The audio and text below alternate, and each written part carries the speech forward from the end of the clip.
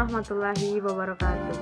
Baiklah, saya akan menjelaskan tugas proyek metode morfologi botani 2023. Nama spesies kayu putih Melaleuca leucodendia. Nama pemilik Myrtaceae. Saya Elsa Witriani dengan NPM E1J022022 dengan dosen Dr. Insinyur Uswatun Nurjanah MP, Prodi Agroekoteknologi, Fakultas Pertanian, Universitas Bengkulu 2023. Morfologi akar. A. Sifat akar. Akar kayu putih terdiri atas akar tunggang, akar lateral, dan akar sekunder. Akar tunggang lurus dan tumbuh ke bawah. Akar lateral tumbuh pada leher akar pada awal pertumbuhan. Akar sekunder menyebar pada kedalaman sekitar 20 cm di bawah permukaan tanah. B. Fungsi akar. Yang pertama, memperkuat tajuk di atas tanah. Yang kedua, menyerap air dan garam-garam mineral unsur hara dari dalam tanah. Yang ketiga, respirasi, jika kondisi lingkungan miskin akan oksigen. Yang keempat, distribusikan air dan zat-zat makanan yang sudah diserap untuk dibawa ke tempat-tempat pada bagian tumbuhan yang membutuhkan nutrisi. C. Bagian-bagian akar. Yang pertama, tudung akar, calyptra. Yang kedua, ujung akar, apex radicis. Yang ketiga, serabut akar, fibrilla radicalis. Yang keempat, rambut atau bulu akar, pilus radicalis. Yang kelima, batang akar, corpus radicis. Yang keenam, leher atau pangkal akar, kolum. D. Sistem perakaran. Kayu putih memiliki sistem perakaran dikotil atau tunggang. Morfologi batang. A. Sifat batang kayu putih. Tumbuh ke atas menuju cahaya matahari. Pertumbuhannya tidak terbatas. Cabang yang tidak beraturan atau percabangan yang sedikit. Berwarna kekuningan serta dapat dilepas dengan mudah. Terbungkus kulit tebal yang berlapis-lapis. B. Fungsi dan tugas batang. Mendukung bagian-bagian tumbuhan yang ada seperti daun dan bunga. Penopang tumbuh kayu putih agar tetap berdiri tegak.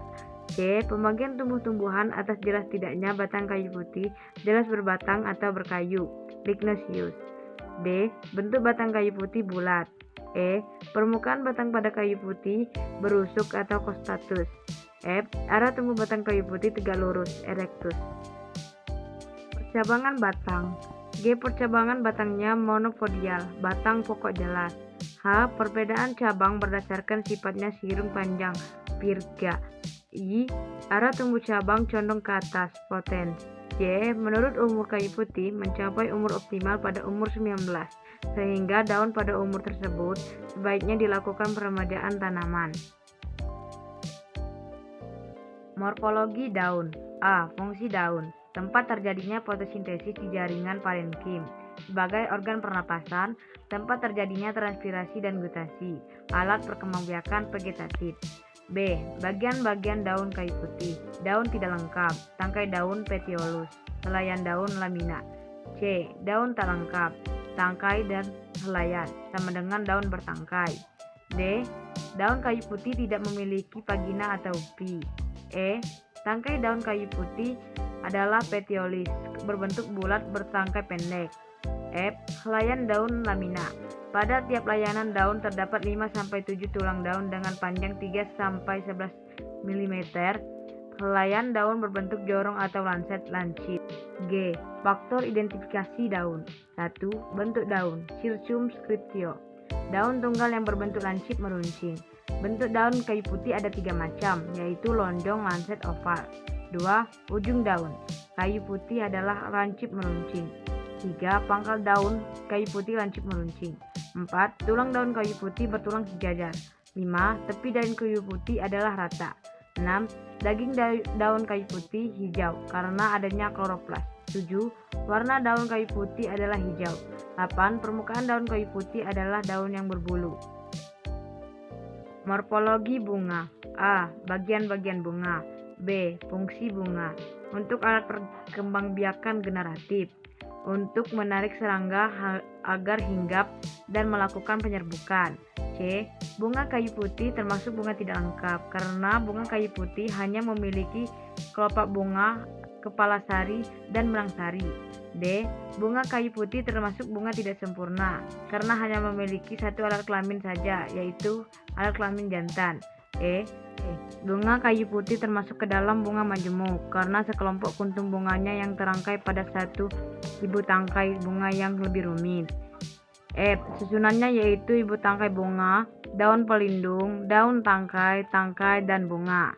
G. Bunga kayu putih merupakan tumbuhan yang bersifat uniseksual, artinya terdapat bunga betina dan bunga jantan yang terpisah pada individu tumbuhan yang berbeda.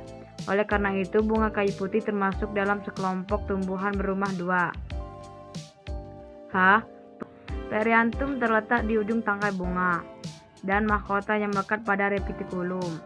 I. Simetri bunga yang tidak teratur, asimetri. Benang sari. K. Kelopak, berfungsi untuk melindungi mahkota bunga. L. Mahkota bunga, berfungsi untuk menarik serangga dan hewan penyerbukan, menarik organ reproduksi bunga. M. Penyerbukan bunga kayu putih adalah dengan penyerbukan silang. N. Perantara penyerbukan bunga kayu putih adalah dengan penyerbukan serangga. Morfologi buah. A. Bagian-bagian buah. Kayu putih memiliki 4 bagian-bagian buah. Yang pertama, dinding buah, perikarp. Yang kedua, benih atau biji. Yang ketiga, inti buah, reseptakel. 4. Sutera. B. Buah kayu putih terbentuk dari beberapa kapsul berdaging tipis yang menyatu, dan setiap kapsul berisi banyak biji kecil. Oleh karena itu, buah kayu putih termasuk ke dalam golongan buah multiplex atau buah majemuk, yaitu buah yang terbentuk dari beberapa ovarium atau bunga yang menyatu membentuk satu buah yang utuh. C. Bagian-bagian bunga yang ikut bertumbuh bersama buah. Yang pertama ovarium, kedua stigma, 3 stalsari, 4 kelopak, 5 mahkota, dan 6 benang sari. D. Buah kayu putih bukan termasuk buah sejati tunggal berdaging ataupun buah sejati tunggal kering. F. Adapun lapisannya yaitu 1. Kulit luar, 2. Daging buah, 3. Biji. Morfologi biji. A. Bagian-bagian biji. 1. Kulit luar, 2. Daging buah, 3. Biji. B. Biji buah kayu putih termasuk biji terbuka karena buah terbuka sendiri saat matang.